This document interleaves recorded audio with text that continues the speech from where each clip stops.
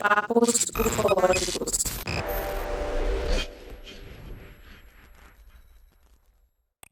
Um dos acidentes mais investigados da história permanece sem explicação, abrindo margem para teorias conspiratórias. O fazendeiro William McBrizzle era acostumado a encontrar peças de balões meteorológicas em sua propriedade, a cerca mais ou menos de 50 quilômetros de Roswell, no sudoeste dos Estados Unidos. Em 1947, descobriu que a empresa tinha interesse por evidências de alienígenas na região e só então deu atenção a destroços incomuns que apareceram no rancho. O Major Jesse Mercer foi até o local resgatar o que havia caído no céu. A notícia se espalhou e o jornal Roswell Daily Record publicou em 8 de julho que a Força Aérea havia capturado um disco voador. Pois no dia seguinte, o jornal se retratou, explicando as teorias, o que aconteceu, que os destroços eram de um balão meteorológico. Mas o incidente ficou esquecido por 30 anos, até que uma entrevista de Jesse ao ufólogo Stanton Terry Friedman, em 1978, o major acreditava que os destroços fossem de uma nave alien. Desde então, o caso tem sido investigado por ufólogos que acreditam que o exército dos Estados Unidos tenha encoberto a descoberta de naves tripuladas. Em 1994, o governo se pronunciou.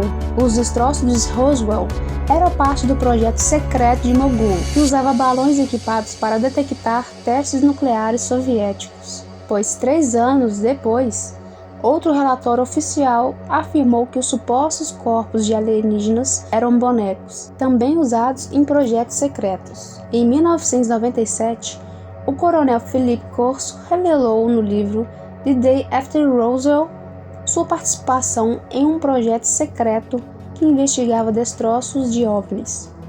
Segundo o ator, as peças encontradas em Roswell eram base para o desenvolvimento de tecnologias como raio laser, fibra óptica, visão noturna, Kevlar e circuito integrado.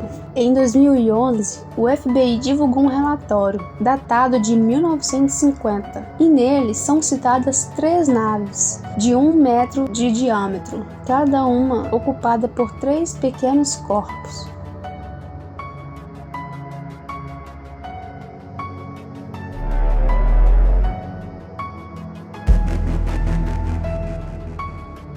Um dos avistamentos mais documentados da história envolveu até caças da Força Aérea Brasileira.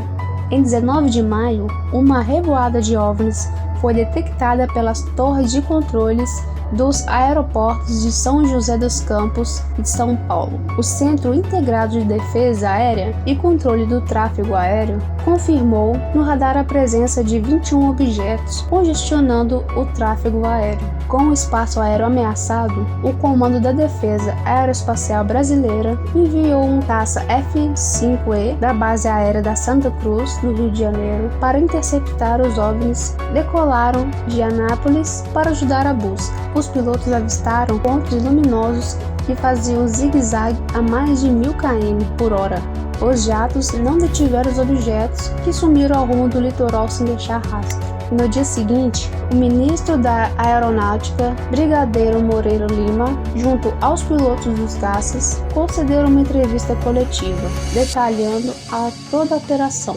Foi a primeira vez que autoridades militares brasileiras admiraram ter visto OVNIs. Em 2009, 23 anos após o evento, a FAB divulgou um relatório oficial do caso, afirmando que os objetos vistos naquela noite eram sólidos e refletem de certa forma inteligência, pela capacidade de acompanhar e manter a distância dos observadores, como também voar em formação, não forçadamente tripulados.